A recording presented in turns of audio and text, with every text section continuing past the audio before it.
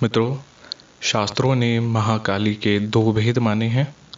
एक कृष्णवर्णा काली, जिनका रंग गहरा सुर्ख काला है, तथा दूसरी रक्तवर्णा काली, जिनका रंग अनार के दाने के समान लाल है।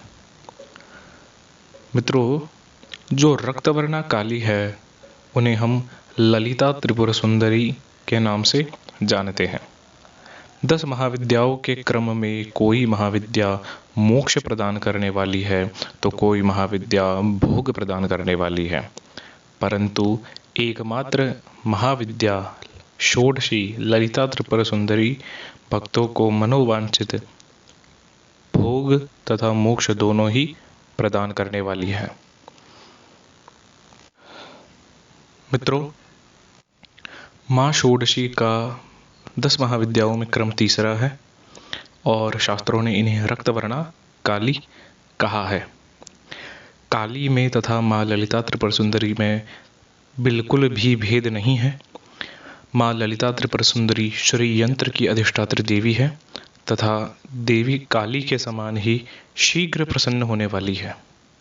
मित्रों, शास्त्रों ने कहा है कि देवी ललिता त्रिपुर सुंदरी अपने भक्तों को सिद्धिया वर धन ऐश्वर्य देने के लिए सदा लालायित रहती है।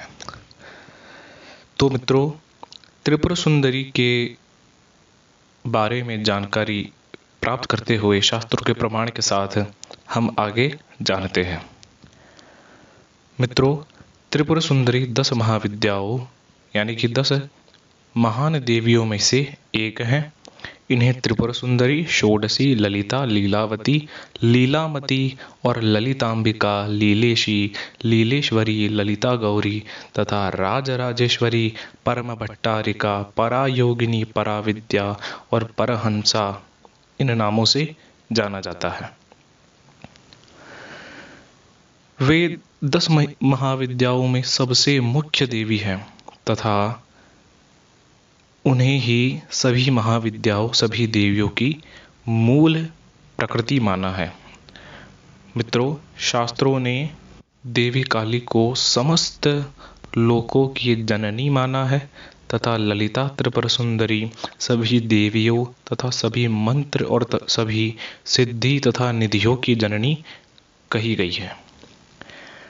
ललिता त्रिपुर सुंदरी देवी पार्वती का ही तांत्रिक रूप है और देवी काली देवी पार्वती का उग्र रूप माना गया है। श्री ललिता त्रिपुर सुंदरी, जिनका वाम पाद अर्थात जो बायां पैर है वो श्री चक्र पर विराजमान है और उनके चारों ओर ब्रह्मा, विष्णु, शिव, पराशिव और श्री गणेश विद्यमान है। लक्ष्मी और सरस्वती दोनों ही उनके दाएं और बाएं खड़ी होकर चंवर कर रही है, उनकी पंखी से सेवा कर रही है। देवी पराशक्ति ललितांबा का संबंध श्रीकुल से है।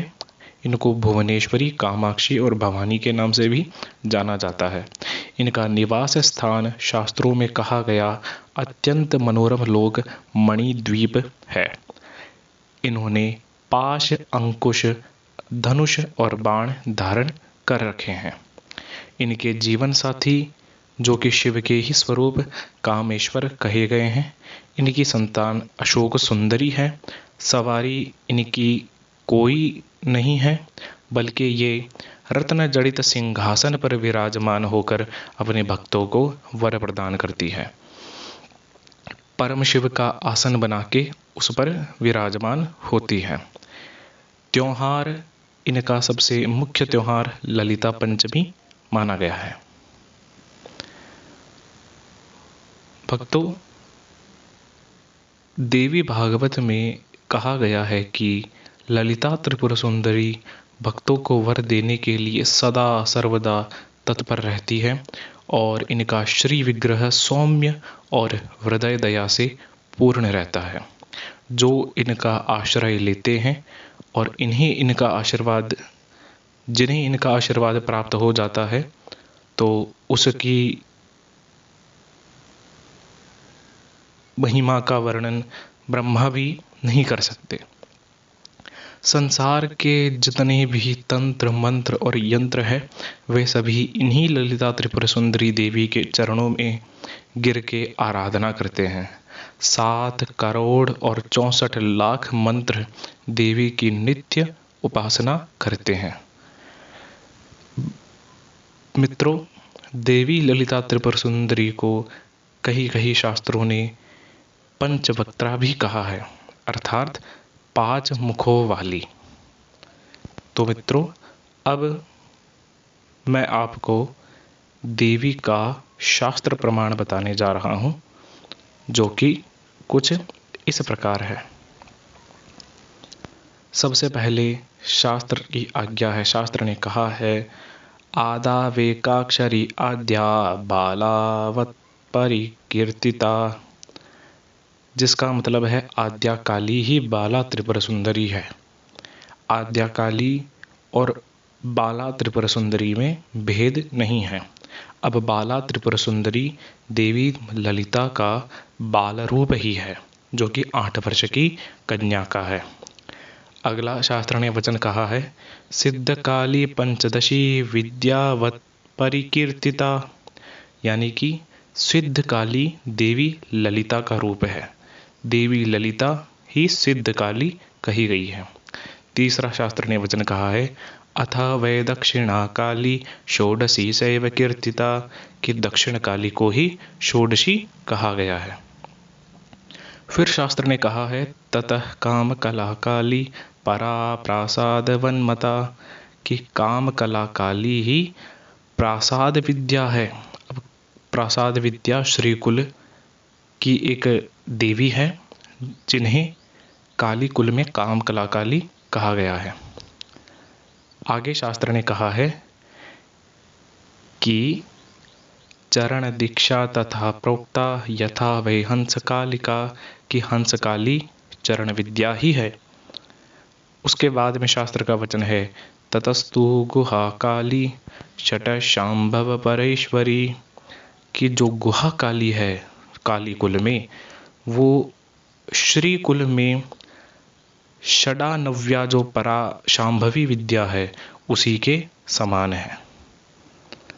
उसके बाद शास्त्र ने कहा है कि देवी काली के जितने भी स्वरूप है और देवी ललिता के जितने भी स्वरूप है वे एक ही है और इनमें बिल्कुल भी भेद नहीं है। तो मित्रों, ललिता देवी कैसे प्रकट हुई, इनकी क्या कथा है तथा किस प्रकार इनको प्रसन्न किया जा सकता है, इनके मंत्र अनुष्ठान तथा विधान मैं आपको अगले वीडियो में बताऊंगा। तो कृपया चैनल को सब्सक्राइब कर दीजिए और इसे लाइक कर दीजिए, ताकि मुझे मोटिवेशन मिल सके, ताकि मैं देवी महाकाली से संबंधित जितने भी शास्त्र प्रमाण हैं उनको आपके सामने लेकर उपस्थित हो सकूं। धन्यवाद। ओम काली हर हर महादेव। मित्रों, शास्त्रों ने महाकाली